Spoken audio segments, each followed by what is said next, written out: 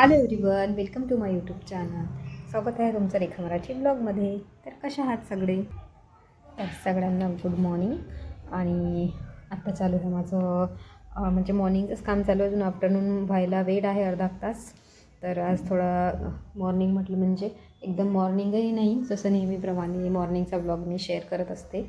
तर आता मी तुम्हाला दाखवणार आहे. आज स्पेशल तुमच्याबरोबर ब्लॉग शेअर केलेला आहे. माझा आंब्याचं झाड खूप मोठं झालेलं आहे कैरीचं. तर खूप छान, म्हणजे इतके जास्त पागोरे आले की असं वाटलं होतं यावर्षी बार येणार, पण आला नाही.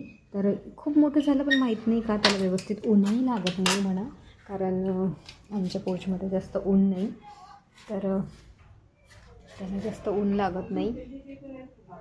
तर या साईडने इथे एवढंच आहे. मी तुम्हाला या साईडने दाखवते. हे बघा, आणि खोड बघा, इथे सायकल वगैरे ठेवलेल्या आहेत मुलांच्या, त्याच्यामुळे ते व्यवस्थित दिसत नाही. तर छान मोठं झालेलं आहे. तर 5 वर्षांनी येते असे म्हणतात आंब्याला आंबे, पण आता 6-7 वर्ष झालेली आहेत. तर बहुतेक उन्हाची कमी आहे की काय माहिती नाही, पण झाड खूप मोठं झालेलं आहे. तरीसुद्धा झाडाला आंबे यावर्षी पण आले नाही. म्हणजे बार, जसं मी मगाशी सांगत होते की बार यावर्षी येणार असं वाटलं होतं. तर बघा किती उंच झालेलं आहे.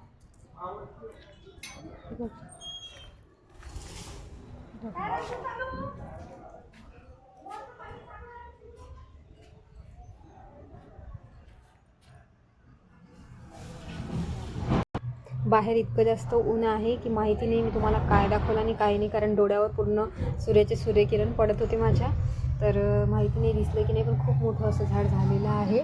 तर खूप जास्त मार्च अजून लागायचं आहे, पण खूप जास्त ऊन पडत आहे. तर उन्हामुळे बाहेर जावेसं सुद्धा वाटत नाही. तर आलेली आहे आतमध्ये. आणि मॉर्निंगला जेवण करून निघालो होतो, म्हणजे मुलीचा आज पहिला पेपर होता. तर गेलो होतो, म्हणजे मी सुद्धा गेले होते सेंटरवर. तर आता तिकडनं आल्यानंतर आता कुकरमध्ये मी लावलेले आहेत आलू, कारण आता म्हटलं सकाळी दुपारसाठी थोडं काही लागेल हलकंसं. तर आता थोडे करते आलूचे पराठे, म्हटलं थोडं करून घेते. तर एक 2 खायला होतात म्हटलं, तर म्हणून आता आलू लावलेले आहेत. तर तिकडेच आता किचनचं आवरून घेते, प्यायचं. आणि खूप जास्त मॉर्निंगला कपडे म्हणजे धुतले होते आज.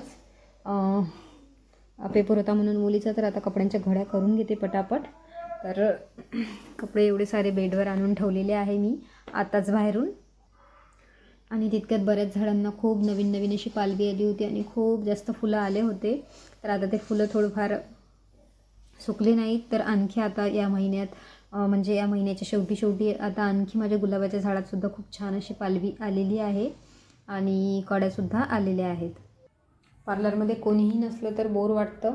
आणि एकतर उन्हाळ्याचे दिवस आहे आणि पार्लरमध्ये लेडीज येतात, म्हणून नेमकं मी थोडा आरामसुद्धा करत नाही, म्हणजे लेटत नाही. कारण जेव्हा नेमकं लेटलं तेव्हाच पार्लरमध्ये लेडीज येतील, नाहीतर नाही येतील. तर म्हटलं चला तुमच्याबरोबर छोटासा ब्लॉग शेअर करून घेते.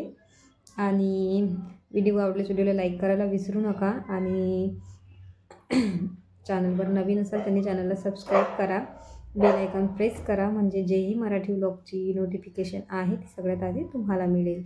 तर चला मग भेटूया उद्याच्या ब्लॉगमध्ये. उद्या बघते मी तुमच्याबरोबर काय शेअर करायचं आहे ते. तर चला, बाय.